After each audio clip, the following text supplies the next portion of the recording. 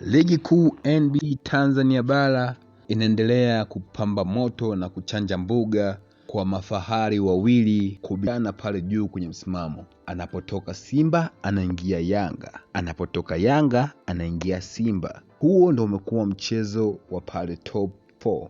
Sawa na JKT pamoja na Singida Black Stars pia mko wakibadilishana position ya kwao. Lakini bado kuna debate ama kuna hoja mbalimbali zimekuwa zikiibuka mtandaoni kuhusu top scorers. Sasa hivi competition kubwa ni kati ya Faisal Salum Abdalla dhidi ya Alan Okello ambaye anachezea Yanga Sports Club.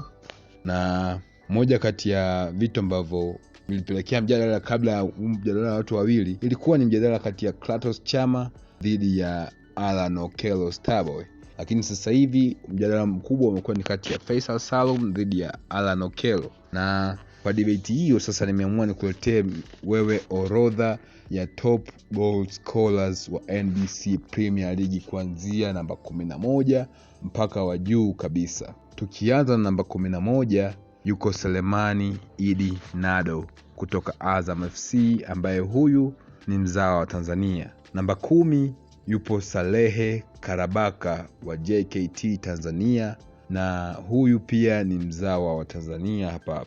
Namba 9 yupo Selemani Mwalimu Gomez kutoka Simba Sports Club Unyamani. Huyu pia ni mzawa wa hapa Tanzania. Namba 9 tunaye Fabrice Ngoi kutoka Namungo FC ya kule Mtwara. Namba 8 tunaye Clatous Chota Chama kutokea Zambia ambapo klabu yake hapa Tanzania ni klabu ya Simba Sports Club. Namba 7 tunaye Mudathir Yahya, kijana anatokea Young Africans ambaye yeye ni mzawa wa Tanzania. Namba 7 tunaye Paul Peter kutoka JKT Tanzania. Kufikia hapa sasa ni orodha ya wachezaji ambao jumla ya mabao yao ni mabao 8 kwenye msimamo mpaka hivi sasa. Tuingie kwenye nafasi inayofuatia ambayo imeshikiliwa na Ndumumwe Mosi wa Singida Black Stars ambaye huyu ni mzao wa Burundi na ana jumla ya mabao 9.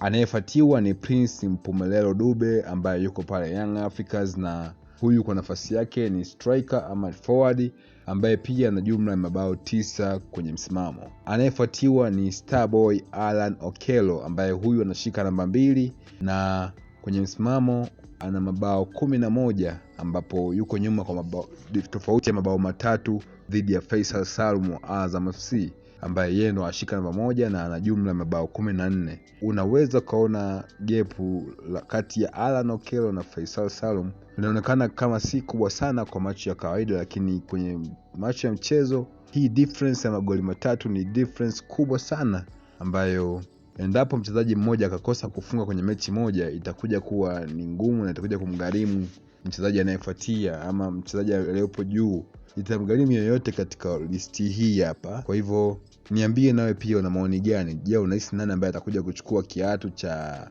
MVP ama nani ambaye atachukua kiatu cha best top scorer? Kwa niandikia kwenye comment section hapo ili tujue tunaondoka na nani. Ama till next session. Ciao.